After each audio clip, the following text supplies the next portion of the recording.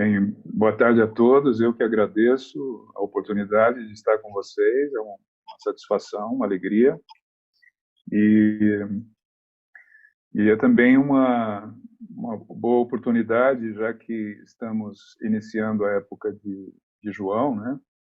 Nós, na comunidade de cristãos, nós costumamos tratar as épocas de uma forma, vamos dizer, numa visão do que é essa respiração anual, esse ritmo anual da vivência do Cristo, né? E há uma série de características, e eu gostaria de trazer, talvez seja inusitado para alguns, porque a gente está acostumado a vivenciar a festa de São João, que é tão popular no Brasil, é tão, vamos dizer, principalmente nessa época agora, com coisas muito típicas, mas, em geral, é uma festa de muita alegria, de dança, de quadrilha, de comidas típicas, de fogueira, enfim.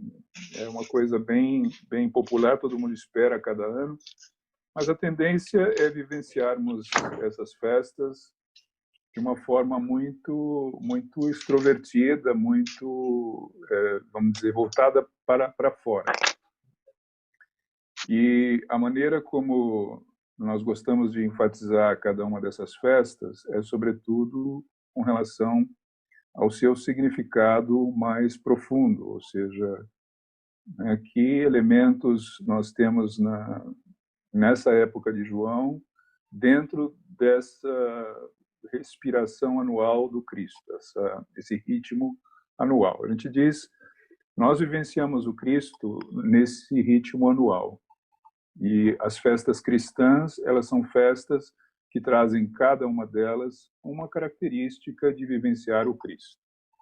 Então, que relação nós podemos estabelecer entre a festa de João, os seus temas, as questões que são trazidas e, e a sua relação com esse período anual do Cristo, né? E ainda mais, e aí eu procurei esse tema para também estabelecer uma relação com o momento que nós estamos vivendo na história da humanidade, quer dizer, inclusive com relação à crise que nós estamos vivendo, essa pandemia, e, sobretudo, com relação ao futuro, ao que esperamos para esse período pós-pandemia. O que é esse futuro? Porque a festa de João, ela aponta para um futuro, é um futuro da humanidade. Então, é até bastante interessante a gente poder pensar à luz do significado de João com relação a esse futuro que nos espera e também para o qual nós precisamos nos preparar. Nós precisamos nos preparar para um futuro diferente do que foi o período anterior à pandemia, né? Então, eu também quero, no final, trazer um pouco, a partir do momento que eu trago os temas e eu tento elucidar um pouco, que relação a gente pode estabelecer para esse futuro, né? E, por isso, a ideia de preparação de caminho, ou seja, a preparação do nosso caminho, como João foi o preparador do caminho para a vinda do Cristo. Muito bem. A gente tem essa ideia de que vamos dizer, os grandes eventos da história da humanidade, eles sempre foram marcados por algum precursor, por alguma figura que veio como preparador, né? Por isso a ideia de precursor, né? E foram grandes iniciados que, de alguma forma, traziam na sua missão, na sua tarefa, e também na sua visão daquilo que era necessário acontecer no mundo, e, de alguma forma, fizeram essa preparação de caminho e tinham um papel muito importante. Então, esses foram líderes espirituais que, de alguma maneira, encarnava aquilo que era justamente necessário para que as pessoas pudessem saber o que lhes esperava esperavam, e também o que era necessário transformar para poder receber essa mudança necessária. E o João Batista foi justamente isso, né? Ele veio, ele muito cedo ele já se preparou, ele teve todo um caminho de um iniciado, de uma pessoa que saiu do seu cotidiano comum, da sua situação histórica comum, e ele se retira, né? A gente sabe que tem toda uma história a respeito do seu nascimento, né? Que também tem um significado, porque tinha uma relação também com a Maria, né? Que vai visitar a prima Isabel e que, portanto, tem esse contato e esse reconhecimento do João Batista com relação ao bebê que seria 6 meses mais novo, que estava na barriga de Maria e que se move na barriga de Isabel, e ela imediatamente reconhece também que ali está a mãe daquele que virá, que seria o Messias, o Salvador. Então, já bem cedo, nos relatos, né, bíblicos, nós temos essa preparação. Mas depois, eles vão se separar né, e seguir o seu caminho, e o João, já numa vida adulta, muito precocemente, ele se retira do meio comum, da vivência comum da sociedade, e ele vai para uma região do deserto. É dito que ele segue o caminho de iniciação dos essênios, mas a sua manifestação, a sua preparação, é uma preparação que é feita, sobretudo, no deserto. Então, aquela fala também bíblica que diz: eu sou aqui a voz que clama no deserto, e clama uma pregação de arrependimento e transformação. E aí essa ideia de deserto também nos indica um pouco que essa vivência desses preparadores, desses iniciados, que saem do seu meio comum, da sua vivência cotidiana e se retira da sociedade comum para justamente ter aí uma preparação para a sua iniciação, porque sabe que, de alguma maneira, sente que a sua missão futura dependerá disso.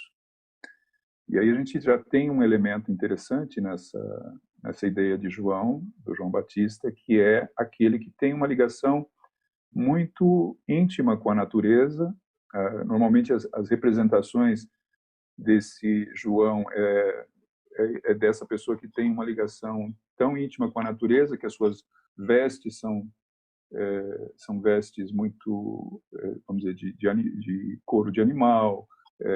Ele se alimenta de plantas silvestres, de mel, alguns dizem de gafanhotos, enfim, ele está ligado justamente a essa natureza primordial, né? Ele também seria como que um homem arquetípico dessa relação cósmica com a Terra, né? E ele vai para o deserto. E o que é esse deserto? O termo grego para deserto é o eremos, que é o mesmo termo, vamos dizer, tem a mesma raiz da palavra eremita. Então a gente já tem essa ideia de eremos, né? Esse que clama no deserto, não é meramente o deserto físico, mas é o deserto da alma, é o deserto, é essa solidão, né? Então é uma preparação longe do meio comum, porque você está vivendo aí nessa aridez, né, da exclusão das relações com o meio comum, né, com as pessoas, com a sociedade. E nesse sentido, a gente vê esse aspecto dessas grandes figuras que precisaram se retirar do mundo comum, justamente porque tem uma missão especial, tem uma função, né, na sua vida e que depende dessa preparação. E aí a gente também, buscando uma relação com essa figura de precursor, de preparador de caminho, isso aponta também para um elemento que nós, embora não na atitude de busca, vamos dizer, de retiro da sociedade, mas nós conhecemos hoje o que é solidão, porque o ser humano se desenvolveu para ter uma interiorização que naquela época a vida social não apresentava, né? Quer dizer, os indivíduos não conheciam o que era solidão naquela época, e nós, como indivíduos hoje, conhecemos. Então, isso é um elemento que eu gosto depois de retornar quando fizermos o espelhamento desses motivos joaninos para a nossa época, como que nós trazemos essa ideia de solidão hoje. É claro que lá não é uma solidão no sentido negativo, que muitas vezes nós consideramos hoje como um afastamento e como um sentimento de separação muito forte, mas uma necessidade de se ligar interiormente com o mundo divino, porque tinha um chamado, tinha na sua alma um clamor por um processo de iniciação e de aproximação do que era essa vivência espiritual e que era absolutamente necessário para que ele pudesse exercer aquilo que seria a sua função como preparador da vinda do Cristo, né? Então, conscientemente ou não, é como um chamado, assim, quase como um clamor mesmo da alma, que incita a pessoa a se afastar dos caminhos normais, comuns, porque tinha ali uma missão a ser cumprida, né? Então, o primeiro elemento é esse, né, do éremos e vamos dizer, da solidão da alma, propositalmente buscada para essa interiorização, né? A outra coisa é que talvez soe hoje um tanto estranha quando a gente fala de uma pregação de arrependimento.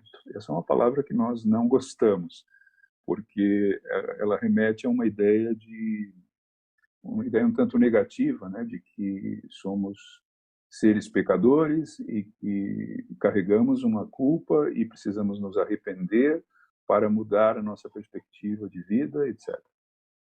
E eu gosto muito de buscar o significado, digamos, mais preciso das palavras. Nós temos os evangelhos foram escritos em grego e as palavras, na ocasião, quando foram escritos os evangelhos, tinham uma carga de significado muito forte e que muitas vezes na sua tradução se perde esse significado, né? Então a palavra para arrependimento é metanoia, a palavra grega. E metanoia tem vamos dizer, ela está carregada de significado no sentido de que meta seria para além,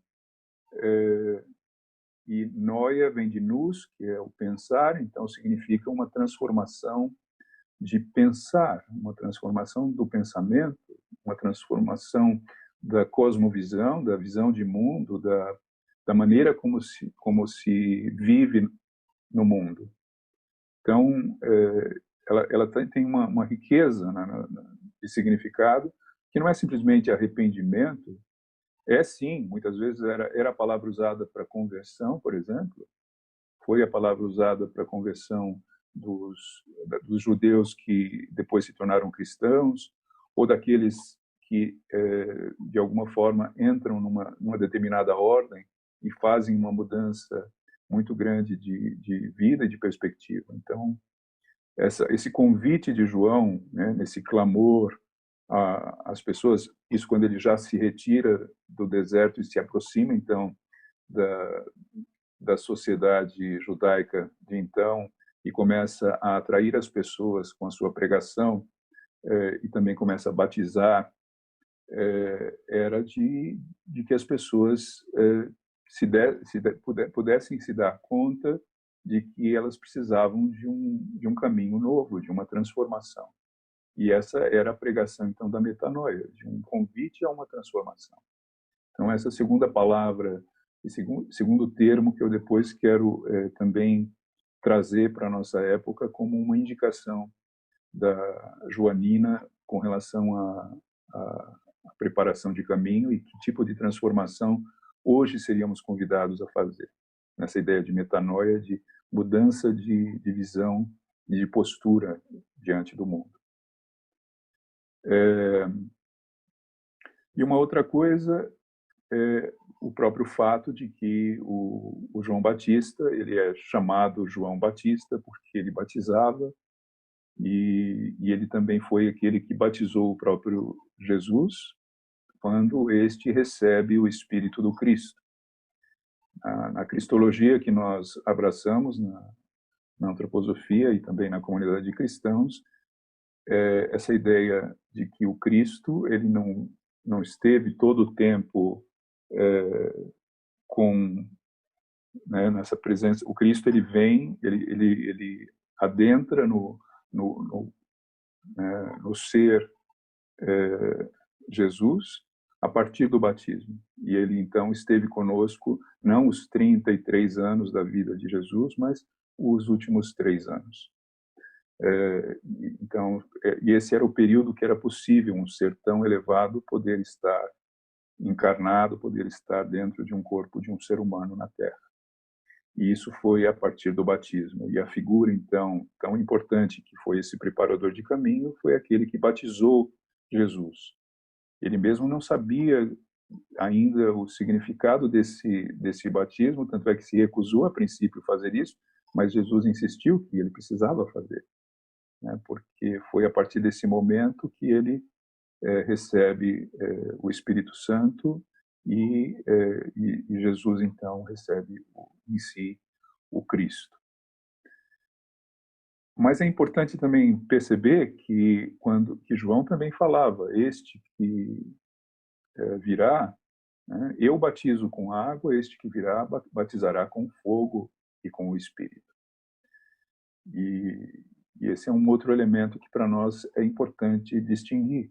Qual é a diferença entre esse batismo com água que o João Batista fazia e o que é o novo batismo, né? O que será esse batismo do fogo que Jesus trará e que na verdade para nós trouxe, né? Então, para isso a gente precisa remontar um pouco ao que era essa tradição do batismo com água, né? Em primeiro lugar, qual era esse processo desse batismo, né, do João Batista? A gente vê que ele tinha essa força de ligação com a tradição em mais de um sentido, não só naquilo que ele representava, como esse ser quase que arquetípico de ligação com a Terra, mas também de ligação com uma forma de iniciação antiga, que se baseava principalmente, é claro, em períodos bem anteriores, isso remonta a épocas culturais anteriores, em que a iniciação era feita a partir de um processo de quase morte, né, de 3 dias em que a pessoa ficava quase como morta, bem distinto de uma iniciação futura, porque ali havia uma retirada, aquilo que seria quase como um elemento do que ocorre com o ser humano hoje quando ele morre, e que a partir da morte há uma separação do corpo etérico, do corpo físico, e nessa separação ele revive, tem uma visão panorâmica da sua vida pregressa e que lhe dá, então, a dimensão do que é esse significado de transição da vida para uma outra fase posterior à vida. E que na iniciação antiga, então, havia essa retirada do corpo etérico e o que aqueles que vão se tornar, então, esses iniciados nessas escolas, o que não eram todos, eram alguns, isso não estava acessível a todos, mas eles, de alguma forma, vivenciavam essa retirada do corpo etérico como uma visão, então, do que era esse mundo espiritual, que já havia se afastado de alguma forma. A gente pode pensar num dos primórdios, quando isso ainda não havia acontecido, e na medida em que isso acontece, ele se dá conta do que é esse mundo espiritual, e quando ele volta transformado, ele volta, depois desses 3 dias, ele é outra pessoa. Ele é outra pessoa porque ele percebeu o que é, de fato, esse mundo espiritual para além, porque ele vivenciou esse além.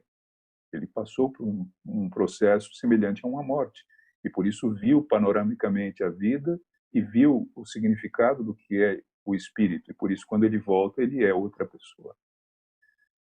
E, de certa forma, o batismo com água, ele reproduzia, não era mais a mesma vivência desse mistério antigo, mas ele reproduzia esse quase novo nascimento. E por isso era uma perspectiva para nova vida, para nova, vamos dizer, essa metanoia, ela, de alguma forma acontecia nesse batismo, porque a pessoa era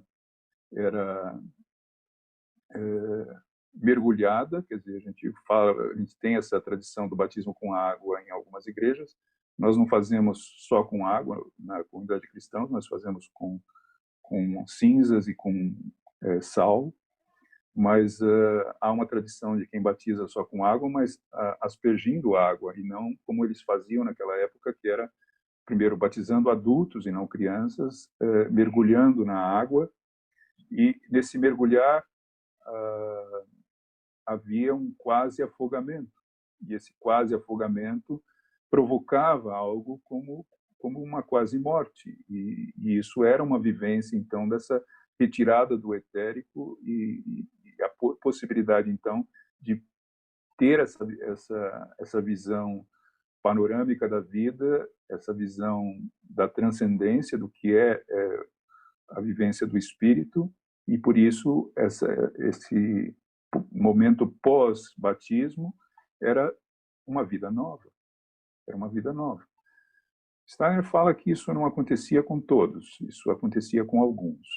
Mas, de qualquer forma, o processo mesmo do batismo era um momento muito forte de transição, mas ainda está marcado por essa característica, vamos dizer, essa reprodução, ou quase reprodução, do que era a tradição iniciática antiga, né, das tradições egípcias, das tradições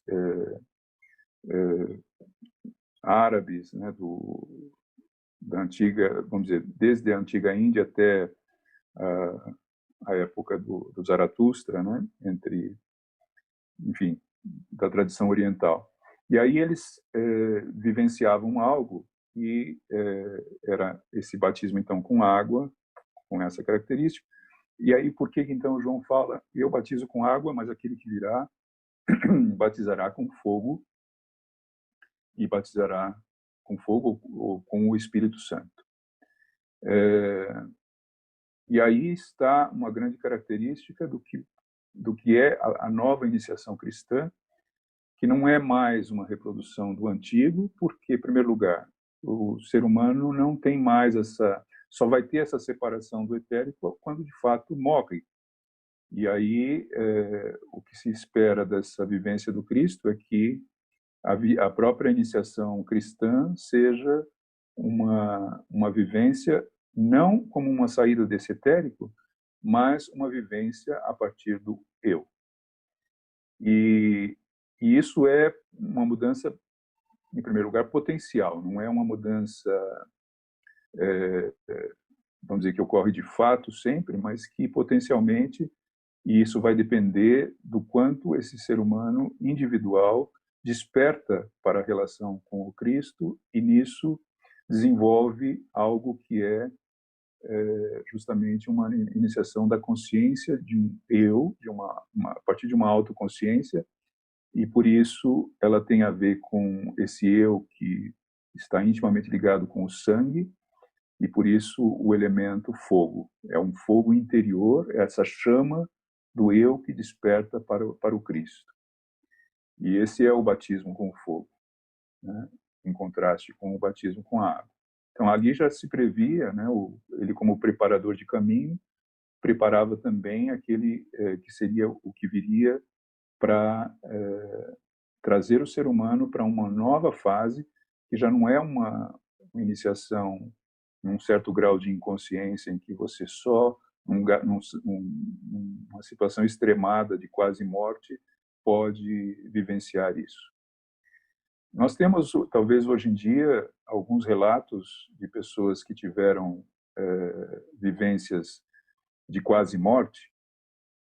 Outro dia eu estava lendo um livro, aquele Dying to be Me, ou seja, Morrer para ser eu mesmo, de uma autora, Anita Moorjani. Essa autora, ela tinha uma doença terminal de câncer, sem esperança de se recuperar, de ter uma cura. live sobre São João, que amanhã, né? Temos uma interferência aí, né? Mas então, essa pessoa teve uma situação de quase morte, que ela estava desenganada, né? Foi depois de ter feito um tratamento, volta para o hospital, e aí os médicos dizem que ela não vai ter mais, a probabilidade era que ela morreria naquele mesmo dia, e ela entra em coma, e ela tem essa vivência de quase morte em que ela se dá conta do que é essa travessia. Ela tem aquilo que é essa soltura do etérico, e que lhe permite, é claro, a linguagem dela não é antroposófica, mas a gente reconhece qual é o fenômeno, né? De que ela reconhece, de que ela percebe que existe um mundo espiritual. E a analogia que ela faz é muito interessante, porque ela fala que é como se a vida pregressa dela tivesse sido até então como se ela vivesse numa escuridão e tivesse à disposição apenas uma lanterna que focava algumas coisas e podia então vivenciar coisas muito pontuais a partir dessa iluminação, né, restrita a um foco pequeno, e que depois dessa vivência, durante esse período que ela estava fora do corpo, ela teve uma iluminação de que todo o espaço estava iluminado, então ela reconheceu, então agora, essa luz por toda parte, e quando ela volta, nessa vivência, ela tem a noção de que ela precisava voltar, mas que ela, a partir dessa visão, tinha também o que era um elemento para sua cura, de forma que, quando ela volta a ter essa vivência da escuridão e volta a utilizar a lanterna, mas a diferença é que agora ela sabe o que está naquilo que está obscuro, e ela tem a verdadeira noção do que é essa vivência do espírito, e que isso transforma a sua vida, a sua perspectiva, a sua postura diante da vida, e que foi o que justamente a levou àquela situação. E aí ela de alguma maneira consegue se curar. É uma autocura a partir da nova vivência espiritual. Então, é quase como uma reprodução do que teria sido um batismo com água. E a diferença é que na vivência moderna, o que ela vai levar à frente a partir dessa vivência é uma nova noção do que é essa vontade, esse eu, essa determinação de autocura e também de exemplo de se colocar a serviço da humanidade para levar à frente essa certeza que é a certeza da vivência do espírito. E isso é o novo, né? Mas isso eu falo justamente para que a gente tenha noção do que é essa transição de um batismo antigo para um batismo moderno, né? Para um novo batismo cristão. A gente pode também ter uma analogia a isso com a vivência do Nicodemos, que é uma outra passagem do Evangelho de João, em que um dos sacerdotes judeus chega à noite ao Cristo e fala que gostaria de ter esse contato com ele e quer saber como que ele pode obter a vida eterna, e Jesus lhe fala que ele precisa nascer de novo.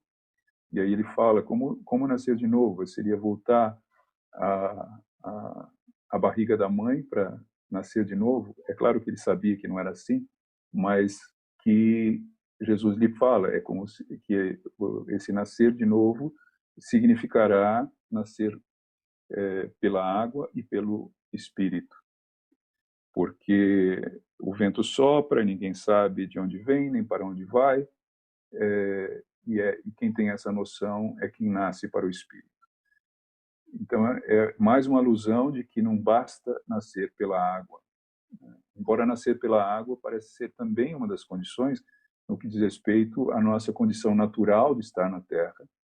E, por outro lado, ela não basta porque, a partir do momento que a gente tem a noção de que somos seres espirituais, que temos um eu, que temos uma interioridade espiritual, e que a semente que se desenvolveu em nós para essa noção do eu sou foi a própria vinda do Cristo, e aí, a partir da relação com Ele, é que nós podemos, então, ter esse batismo do fogo e esse batismo do Espírito em nós. Então, de alguma maneira, na vivência do Nicodemos está ali também a alusão a esse novo batismo. E um outro elemento que também é recorrente na vivência do João Batista é quando ele fala que, isso numa conversa com os discípulos, porque ele acabou também continuando batizando a partir da vinda do Cristo, embora o Jesus Cristo batizava do outro lado do Rio Jordão, e alguns falavam que o Cristo e os seus discípulos batizavam mais do que ele, quase como incitando a uma disputa, mas ele falava: eu devo diminuir e ele deve crescer.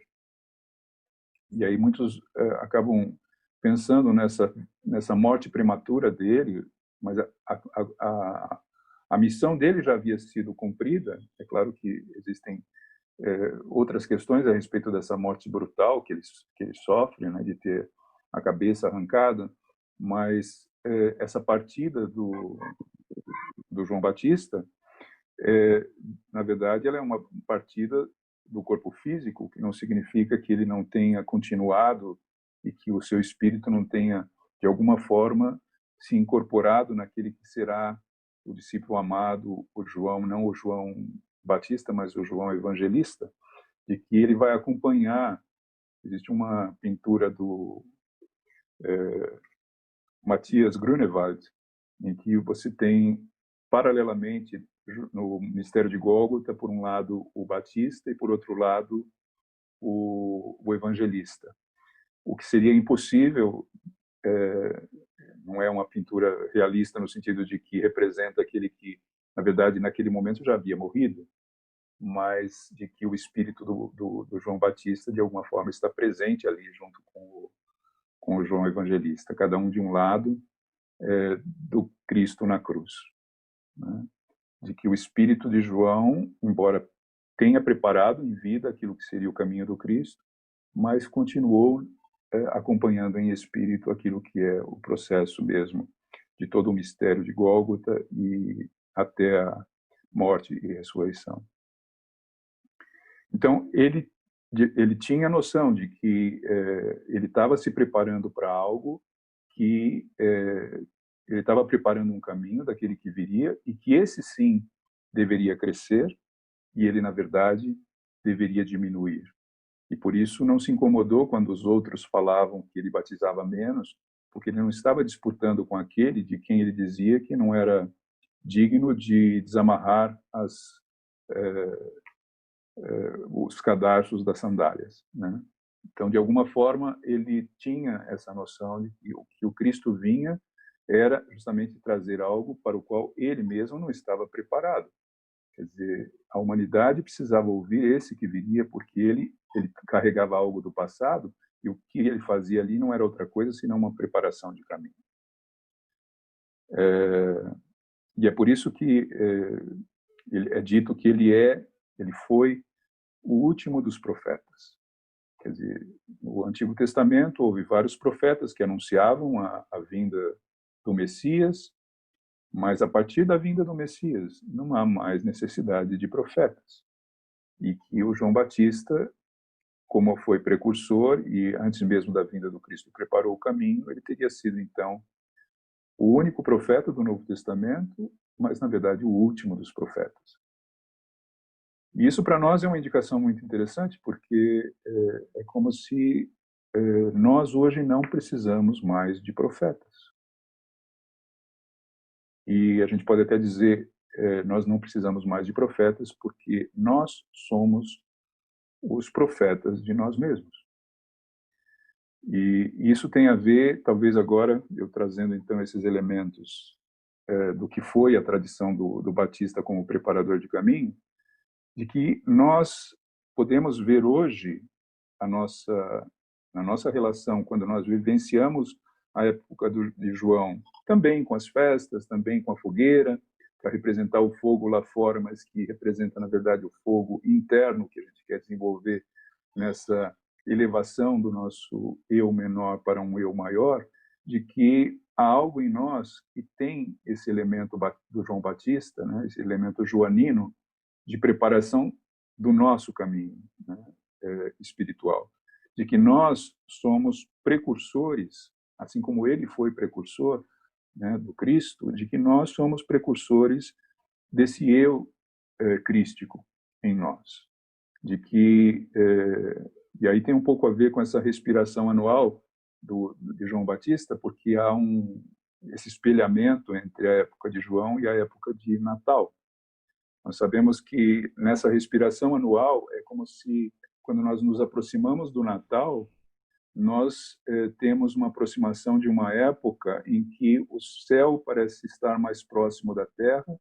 É como se nessa inspiração cósmica do Cristo, nós nos aproximamos de uma vivência que vai ser muito profunda, desde o Natal até a Páscoa e até a ascensão do Cristo, de que ele está muito próximo de nós e nós temos forças espirituais que nos fortalecem e que nos revigoram, mas que tem uma fase que é essa expiração, em que, por isso esse espelhamento, em que na época de João nós precisamos de uma fogueira, nós precisamos de buscar elementos para que possamos fortalecer ou nos preparar para esse caminho até o próximo Natal, que é uma expiração, digamos.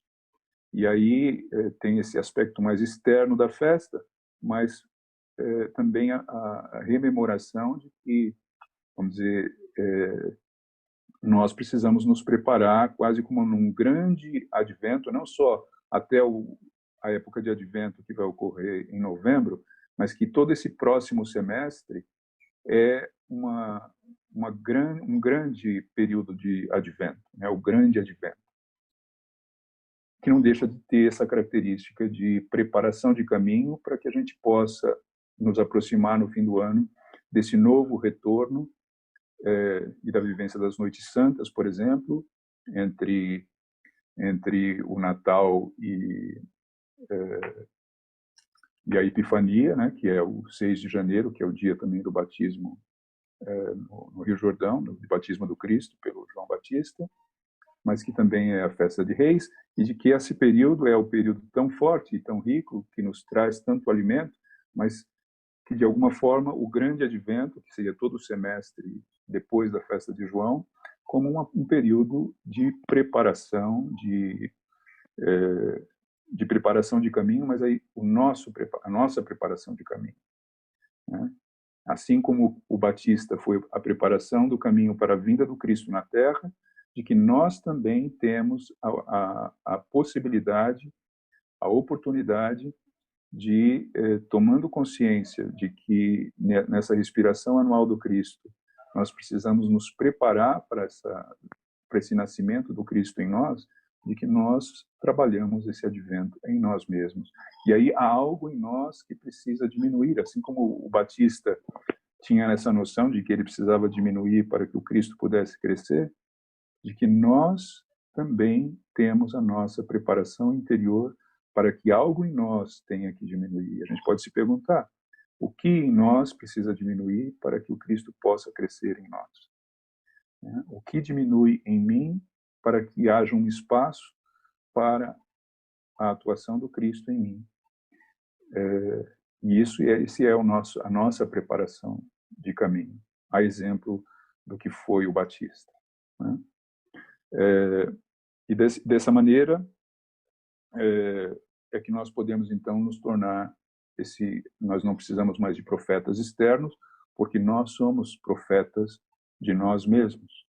Nós trazemos essa imagem do Batista com essa força espiritual que nos alerta, que nos desperta, e a gente resgata também aquela ideia do arrependimento, que não é arrependimento, mas que é metanoia, de que isso é uma mudança de perspectiva, uma mudança de visão do mundo, uma mudança do nosso pensar, uma transformação do nosso pensar.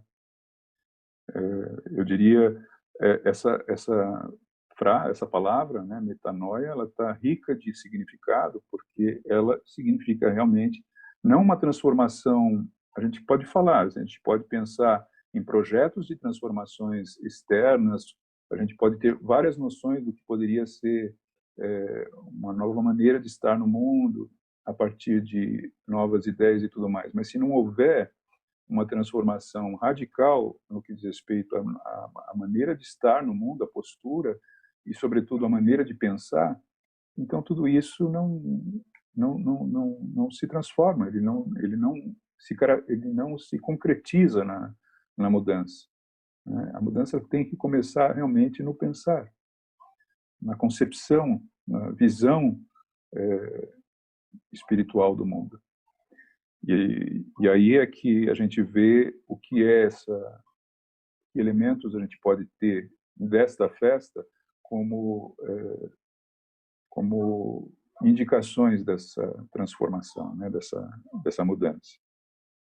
E aí o João Batista ele toma essa dimensão, né, da figura arquetípica do passado, mas que de alguma forma remonta ao que foi o nosso próprio passado, ao passado da humanidade.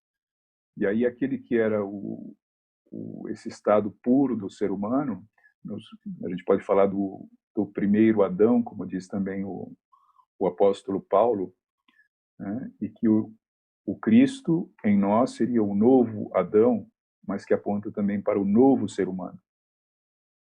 E essa ideia para nós hoje, eu creio, ela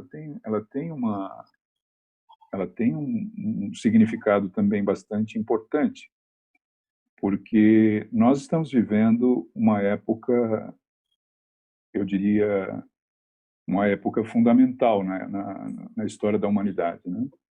E essa condição mesmo, né, de ter essa noção nessa crise que nós estamos vivendo,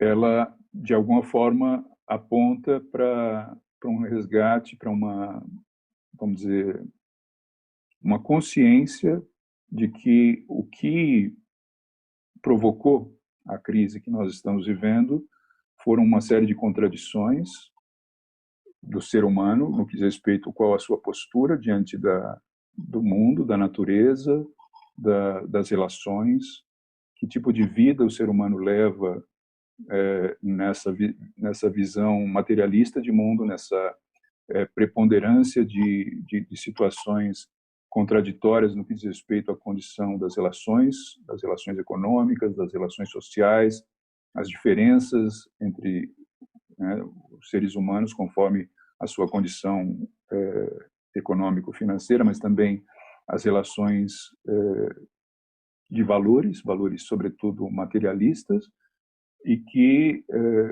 né, a gente pode buscar aí mesmo as interpretações antroposóficas sobre a origem do vírus e tudo mais, mas que vai remontar a essa condição mesmo, nesse âmbito da respiração do ser humano, da noção do quanto está ele afastado daquilo que emana desse meio, né?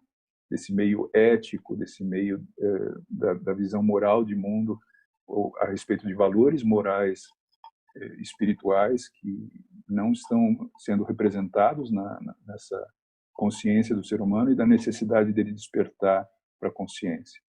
Então, quando a gente vê, na época de João, como sendo aquele que é preparador do caminho, e vivendo justamente isso agora, nesse período de João, ainda, né, começando ou tentando sair dessa crise, mas já com perspectiva do que poderá ser a nova vida depois disso, a gente tem essa noção de que isso não poderá ser mais o status quo anterior, de que aquilo que era normal já não pode ser, porque um retorno a essa normalidade, entre aspas, anterior, seria a manutenção das condições que vai nos levar a outras crises, a outras situações em que, né, nessa tentativa de chacoalhar o ser humano para que ele possa despertar para o que é o novo.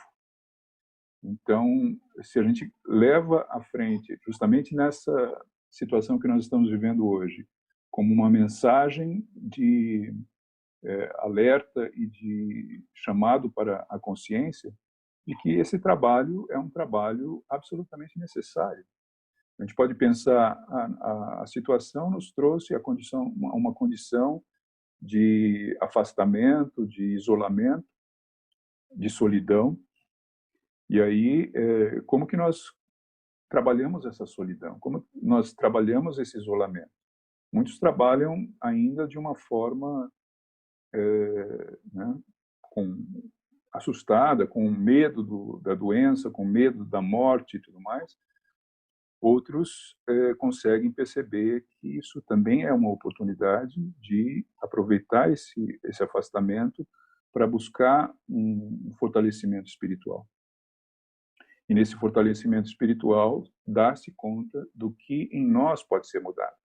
É claro, seria tolo a gente pensar que cada um de nós já traz a solução e que isso vai ser uma mudança já imediata, depois da crise, para uma nova vida. Claro, é ilusório pensar isso, mas, por outro lado, quem pôde usar e pode usar ainda, né, essa oportunidade da crise para esse trabalho de autoconhecimento, para um trabalho de autopercepção e, sobretudo, para um trabalho de perceber no que cada um de nós individualmente pode mudar, nesse sentido de ter um espaço interior para o Cristo e, a partir daí, de uma consciência de um eu que pode agir, sim, em liberdade para aquilo que é uma visão espiritual, de que a gente não precisa de uma vivência de quase morte para ter a convicção de que existe um mundo espiritual e de que ele atua na Terra, e que, se você não tem consciência disso, você é como se você vivesse cego na escuridão e precisasse de uma lanterna que só ilumina alguns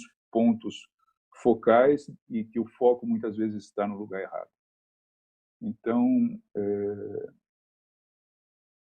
todas as festas cristãs trazem cada um na sua perspectiva, uma oportunidade nessa respiração anual do Cristo, a partir de um determinado ponto de vista de fortalecimento espiritual e de perceber que, nesse momento, o fortalecimento espiritual é olhar para o caminho cristão e perceber como eu, como indivíduo, posso me preparar nesse caminho, né, nesse processo do advento, que é um caminho relativamente, né, pequeno no curto prazo, mas que pode ser um período de grande riqueza de transformação, para que na próxima época de Natal, de Epifania, né, das Noites Santas, eu possa estar mais aberto para a força cristã, a luz cristã, que possa fortalecer os meus propósitos de que o período posterior seja mais efetivamente rico em realização dessas transformações. Então, eu diria, o período joanino a gente vai continuar festejando como gostamos de festejar, com as festas, dessa vez sem o elemento mais extrovertido por conta do isolamento, mas de alguma forma, né, as famílias fazem lá a sua pipoca, as suas comidinhas de joaninas, alguns buscam as músicas, né? Vocês tinham começado a ensaiar aí algumas músicas de São João, e que a gente percebe o quanto isso está na alma brasileira também, essa alegria da festa, mas que a gente possa também acompanhar essa festa com esse elemento de compreensão das palavras-chave da vivência do João Batista, do significado dele como preparador do caminho para o Cristo,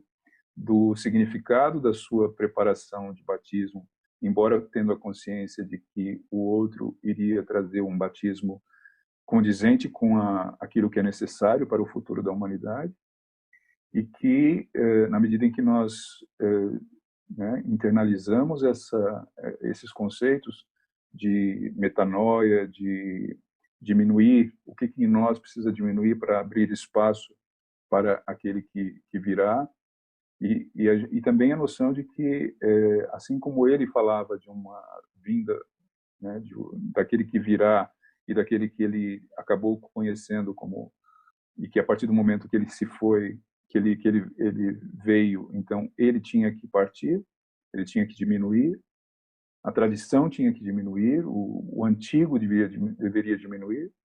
Então aí a gente percebe, nós também carregamos em nós esse precursor. Nós somos precursores de nós mesmos, mas de algo em nós que precisa se desenvolver. A humanidade precisa se desenvolver. Só que quando a gente fala a humanidade, a gente pensa algo sempre lá fora, né? Mas não há humanidade crescendo sem que o indivíduo cresça, sem que o indivíduo desperte para o novo, sem que ele se transforme, porque a humanidade futura é um conjunto de individualidades que conseguiram despertar para essa noção do que é esse eu superior e, portanto, de agir em liberdade nesse caminho. A liberdade não é outra coisa senão justamente você poder agir conforme essa vontade superior. A gente pode pensar, não é simplesmente esse livre-arbítrio de fazer o que cada um imagina ser certo, e a gente sabe que há uma profusão de ideias do que é certo e errado em matéria de opiniões e tudo mais, e de que isso não é a verdade, mas se a gente busca essa verdade espiritual, seria um despertar para algo que está nesse âmbito do pensar, né? É a metanoia, o meta-nous, no sentido de pensamento, e esse pensamento é o pensamento cósmico divino, e quando nós temos intuições ligadas a essa vontade superior, então aí a gente tem condições de agir conforme essa vontade, e isso é essencialmente liberdade. Por contrário, eu sou prisioneiro dos meus próprios enganos. Eu sou prisioneiro desse eu pequeno que não conseguiu superar o seu egoísmo, né? Quer dizer, viver de acordo com esse eu pequeno, ou quem quer chamar isso de ego, ou seja lá como for, na verdade está aprisionado, não está livre. E o ensinamento que envolve esse ouvir e ter um espaço interior para o Cristo vai significar justamente um espaço para a percepção, a recepção de intuições desse mundo espiritual que me dá justamente a dimensão do que é o agir no mundo, mas estar para o mundo, desenvolver aquilo que é o significado mais profundo da vinda do Cristo, que é o aprendizado para nós do que significa amar verdadeiramente. Então, a gente percebe, somos precursores, a exemplo do João Batista, nós somos precursores do homem do futuro, do ser humano do futuro, homens e mulheres do futuro.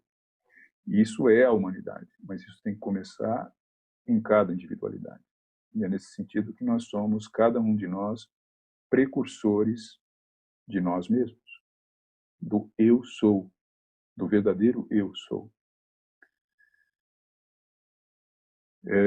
Muitas vezes eu insisto nessa questão do significado profundo dessas palavras e dessas vivências e desses temas que nós temos nos evangelhos sobre a mensagem do João Batista,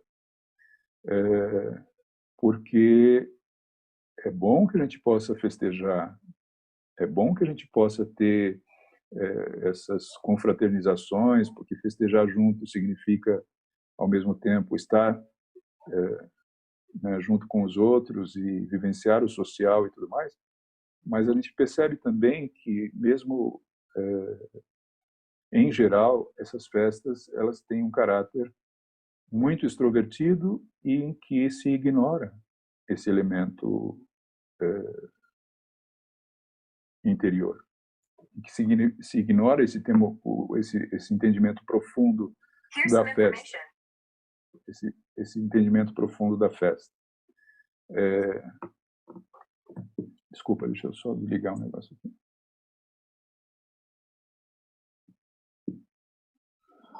Então, a gente pensa, nós temos a questão da tradição, ela acaba formando nessa vivência coletiva, festiva, né, algo muito bonito e muito necessário. Isso a gente não significa abolir isso de maneira alguma, mas a tendência é uma externalização um tanto, vamos dizer, de uma festa para fora, sem a noção do seu significado interior. E o convite das festas cristãs, isso não é só a festa junina, as próprias festas mais significativas do cristianismo, como Natal e Páscoa, também têm sido vivenciado de uma forma muito externa. Embora tenha a oportunidade de ter uma maior profundidade, há talvez uma maior consciência de que não é só esse elemento externo, né? Mas a festa junina, normalmente, ela tem, em geral, só esse caráter, né, de externalização. E, para nós, nós podemos, sim, fazer a festa, porque ela é uma oportunidade de estar junto, de festejar junto e tudo mais, exceto no período que a gente está vivendo agora, né? Mas, em geral, nós temos até saudade. Puxa, esse ano não vamos poder vivenciar assim. Hoje, né, esse ano não vamos poder ter a festa junina, a fogueira, a quadrilha, a dança, a comilança, etc.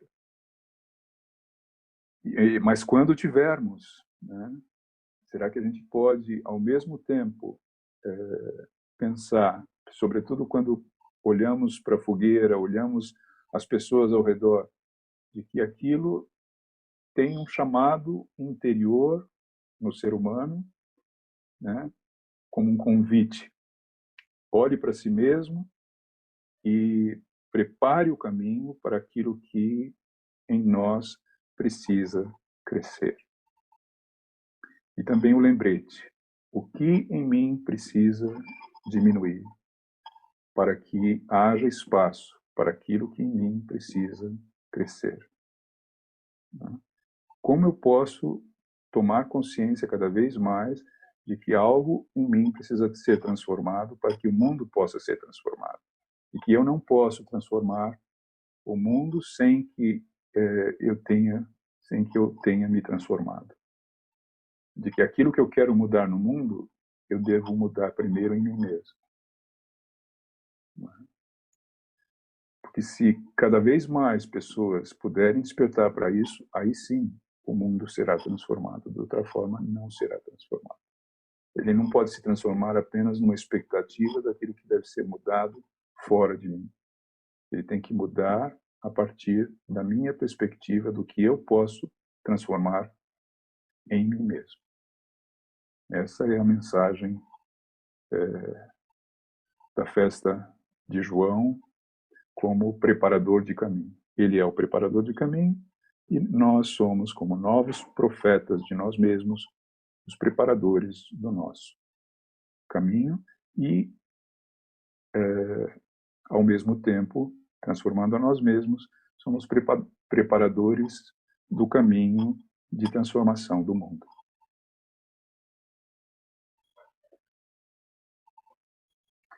Bem, eu creio que, sendo fiel ao horário, Isso. passou uma hora e vamos ter um intervalo agora, não é isso? Sim. Isso, vamos ter 17h02 agora e a gente volta às 17h17. Vamos dar 15 minutinhos. Tá bom.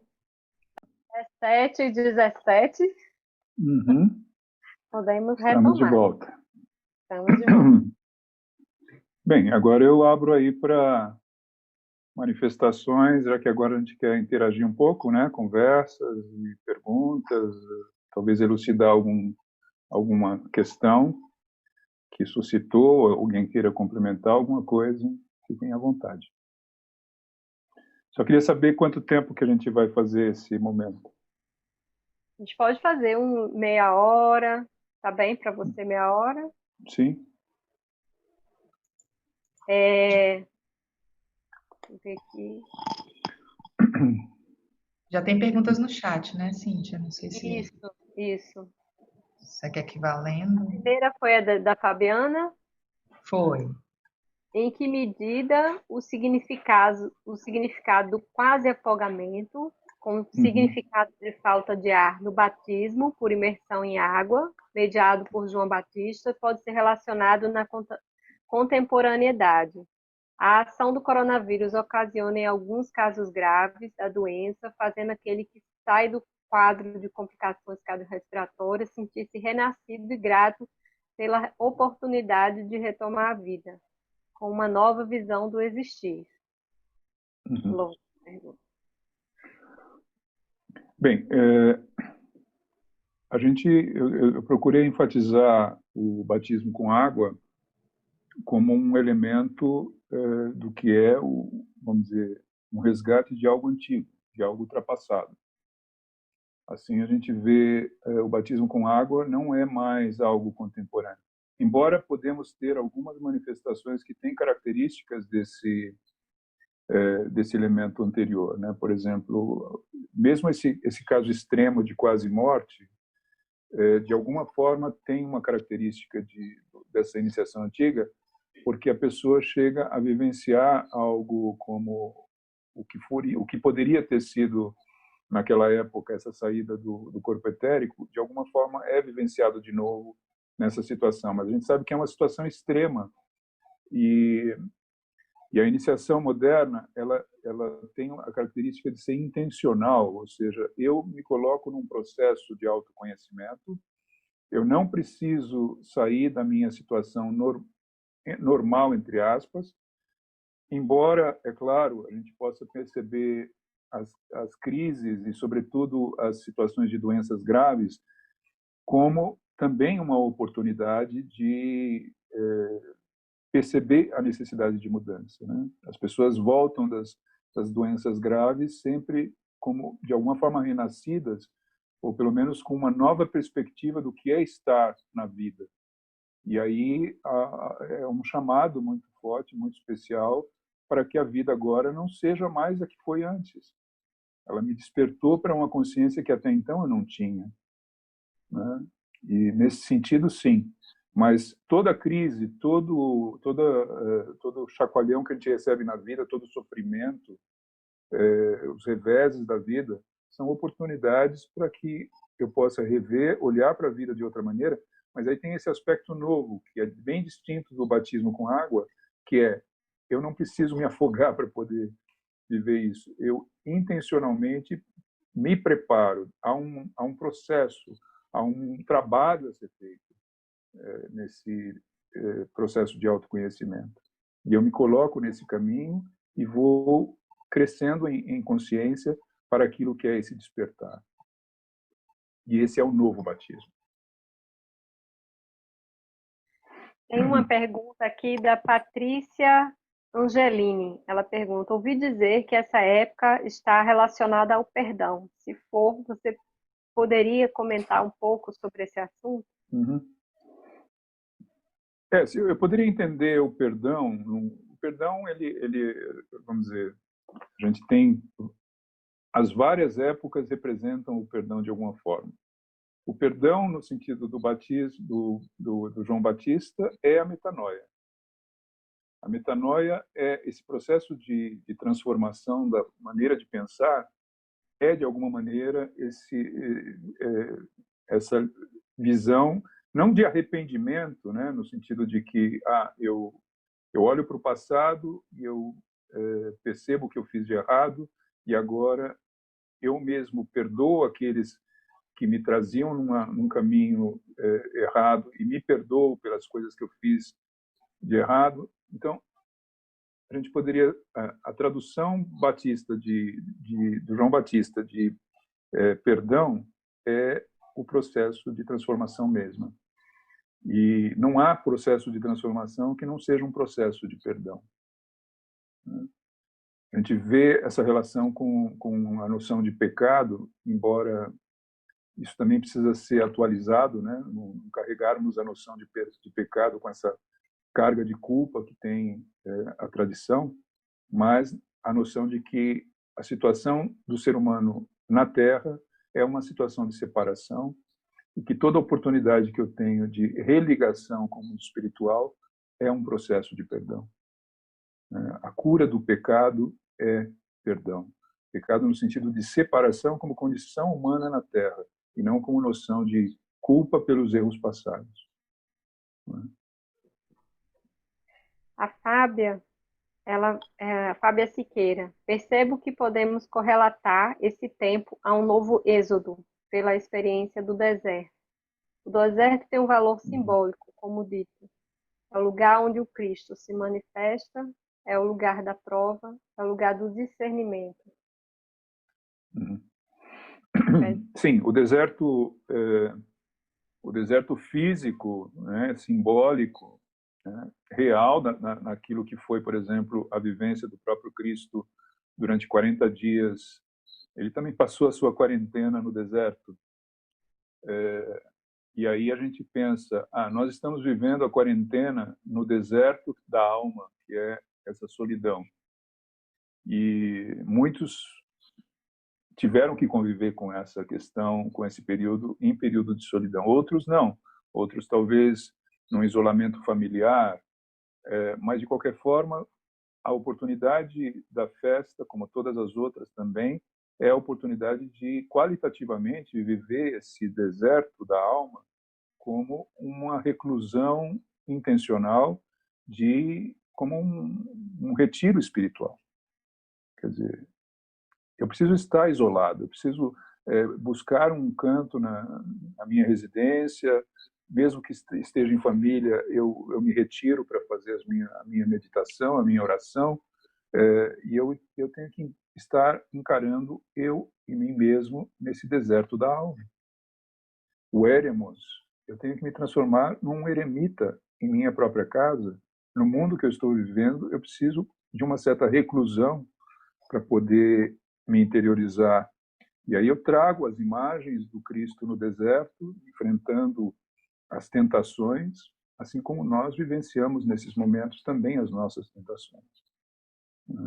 Assim como o Batista enfrentou no deserto durante anos a sua preparação para ser o precursor.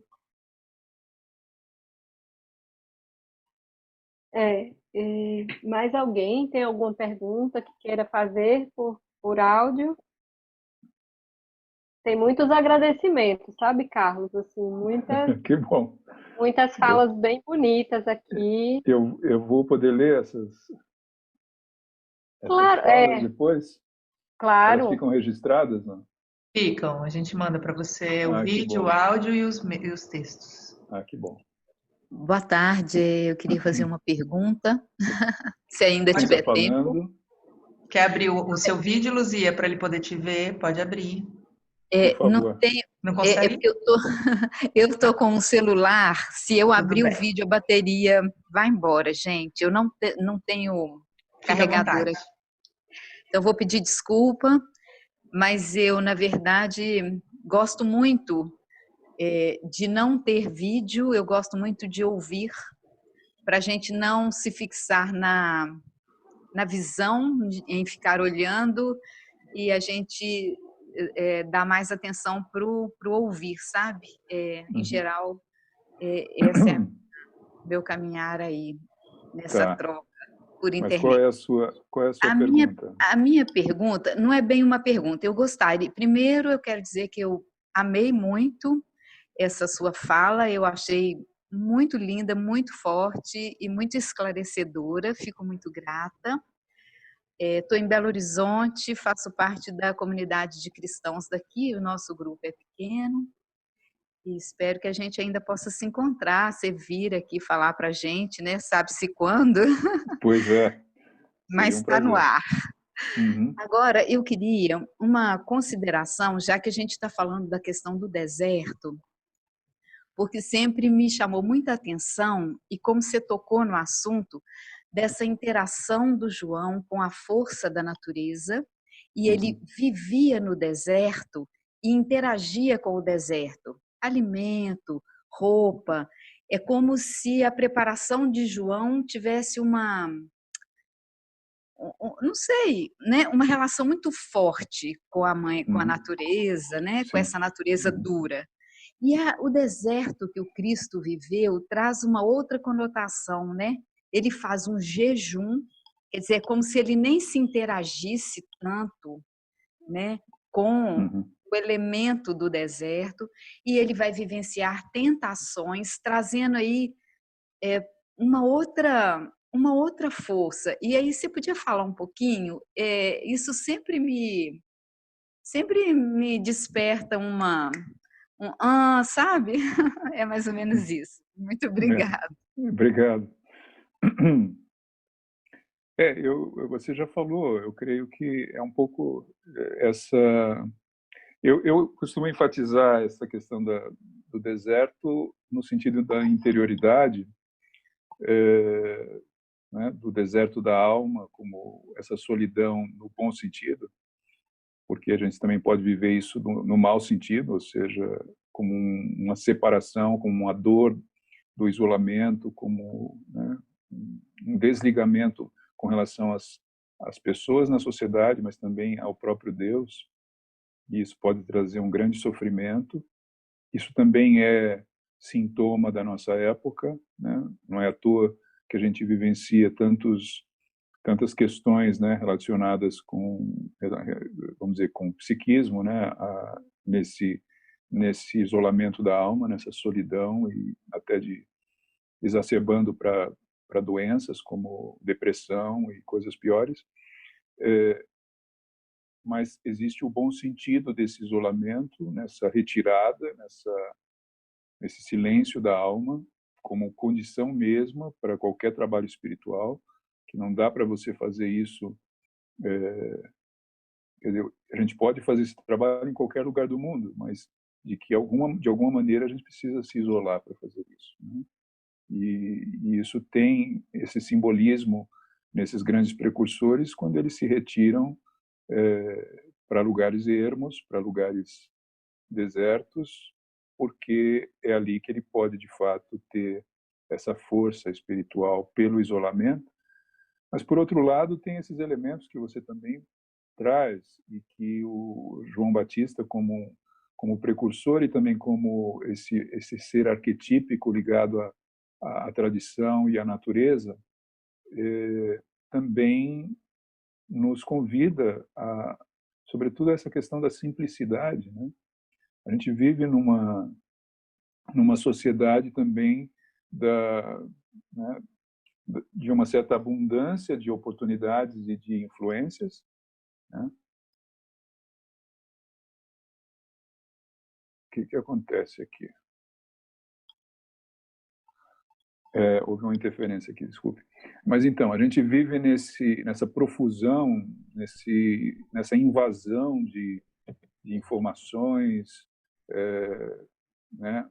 Essa questão também de exacerbadamente estar, né, nesse meio das compras e do consumo, enfim, é sempre quantitativamente algo que a gente nem consegue dar conta e a gente esquece que esse caminho também de resgate de si e de busca de isolamento também pede simplicidade. E o João, ele também traz esse elemento muito forte, né? Ele representa isso. Ele vivencia o deserto não só na sua qualidade interior, mas também buscando viver com o menos possível, na total simplicidade. Ele está ligado à terra e tira da terra o mínimo necessário para a sua sobrevivência. Essa qualidade do eremita mesmo, né?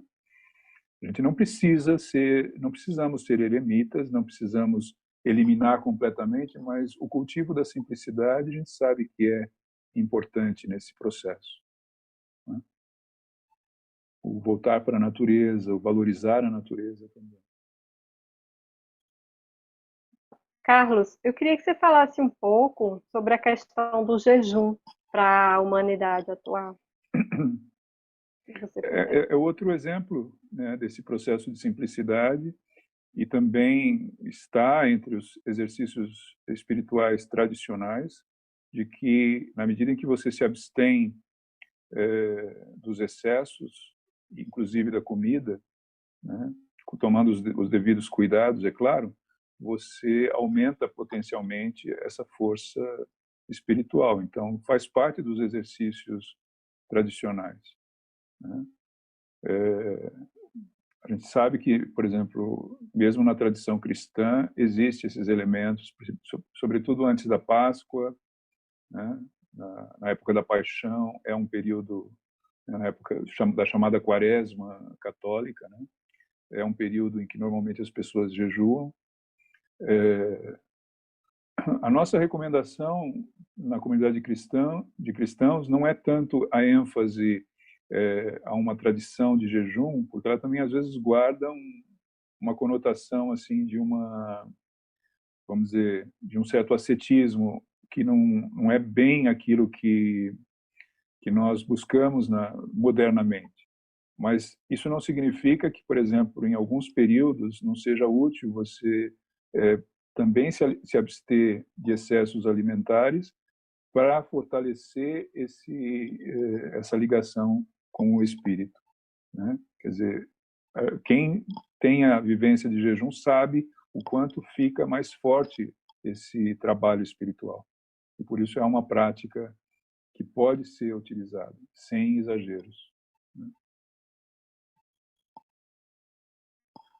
Bom, alguém tem mais alguma pergunta?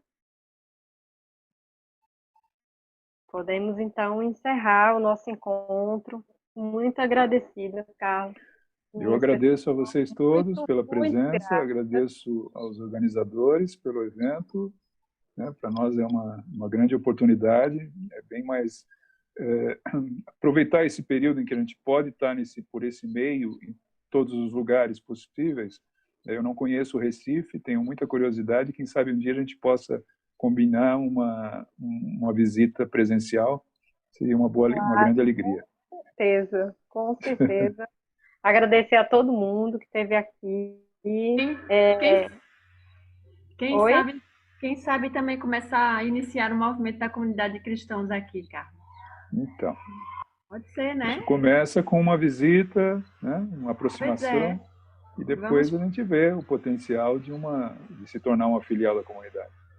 Que bom, estamos pensando nisso. Excelente. Tá Obrigada. Muito bom, obrigado a todos. Tchau a todos, foi um prazer. Esse vídeo foi gravado, eu imagino que daqui a uns 10 dias nós vamos tê-lo no canal, que a gente tem a gente fez assim, todas as aulas que foram gravadas, a gente colocou nesse canal do YouTube para facilitar o acesso, porque as pessoas ficavam pedindo, olha aquela aula, por favor me manda. E aí a gente criou esse canal no YouTube chamado Educação Continuada Recife, Antroposofia na Saúde. Então, qualquer um pode abrir, chegar lá, ver as aulas e a aula do Carlos vai estar lá disponível, acho que daqui a no máximo 10 dias. O que eu acho, Maria, é que a gente poderia pegar o link da aula e disponibilizar para a escola, não é? Eu acho sim. que seria muito rico a gente colocar por e-mail para as pessoas da escola, né? Com certeza, vamos organizar isso.